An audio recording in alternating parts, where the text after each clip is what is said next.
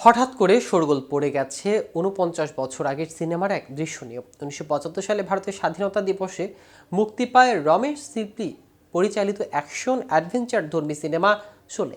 সিনেমাটি মুক্তি পেলেও একটি দৃশ্য রয়ে যায় অগোচরে। সেন্সরের কাঁচিতে তা সিনেমা হলের পর্দা পর্যন্ত পৌঁছায়নি। দীর্ঘ ৪৯ বছর পর প্রকাশ্যে এসেছে শোলে সিনেমার সেই বাদ দেওয়া দৃশ্য।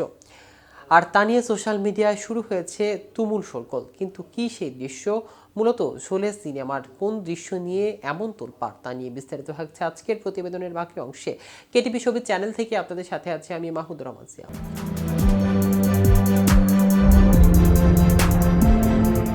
১৯৭৫ সালে সেই সময় কর্ণাটকের রামনগরে হয় সিনেমাটির বেশিরভাগ আউটডোর শুটিং।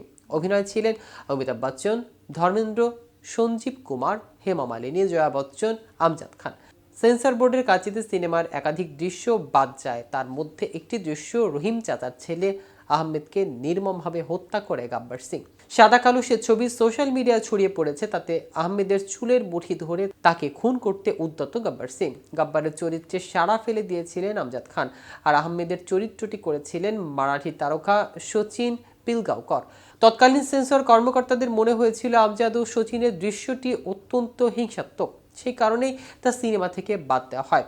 হিংসা অভিযোগে এমন একাধিক দৃশ্য ছবি থেকে বাদ দেওয়া হয়েছিল। ১৯৭৫ সালের ১৫ই আগস্ট যখন শোলে মুক্তি পেয়েছিল, তখন সিনেমা দীর্ঘ ছিল ১৯৮ মিনিট, অর্থাৎ ৩ ঘন্টারও বেশি। ১৯৯০ সালে ২০৪ মিনিটের আনকাট সিনেমা প্রকাশ করা হয়। তবে ১৯৭৫ সালে মুক্তির পরপরই হিট হয়নি সিনেমাটি।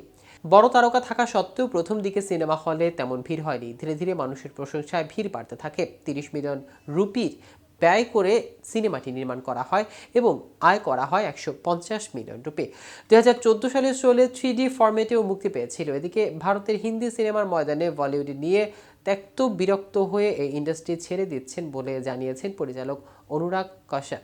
সেখানে সন্তোষজনকভাবে কাজ করা সম্ভব হচ্ছে না, এমনই দাবি অনুরাগ কাশ্যপের।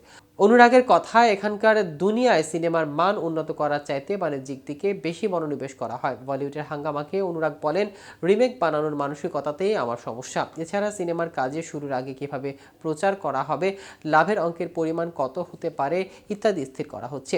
এই বিষয়টি নিয়ে আমি হতাশ। এখানে উদ্দীপনা আছে, তেমন কোনো জায়গায় কাজ করতে চান অনুরাগ। সেই বিবেচনা থেকেই কাজের জন্য দক্ষিণকে বেছে নিয়েছেন তিনি। কাস্টিং এজেন্সিগুলো নতুন প্রজন্মের অভিনেতাদের মধ্যে নেতিবাচক প্রবণতা তৈরি করেছে এবং বলেও দিয়েছে, অভিযোগ করেছেন এই পরিচালক। তিনি বলেন, ভালো অভিনেতা হওয়ার প্রচেষ্টা নয় এবং রাতারাতি তারকা হওয়ার পেছনে ছুটছেন তারা। তাতে আখেরে কারো লাভ হচ্ছে না, সিনেমা ক্ষতিগ্রস্ত হচ্ছে। অনুরাগীদের মতে, নতুনদের যেখানে অভিনয় ওয়ার্কশপে পাঠানোর কথা, সেখানে পাঠানো হচ্ছে ব্যায়ামাগারে। নতুন প্রজন্মের প্রতি ক্ষোভ প্রকাশ করে অনুরাগ বলেন, এখনকার অভিনেতারা কেবলই অর্থ উপার্জন করবেন বলে ইন্ডাস্ট্রিতে আসছেন। তো ভিউয়ার্স, ভিডিওটি সম্পর্কে আপনাদের কোনো মতামত থাকলে আমাদের কমেন্ট করে জানাতে পারেন। সাথে সাথে নিয়মিত showbiz related update informative video পেতে কেটিভি শোবিজের সাথে থাকুন। ধন্যবাদ সবাইকে।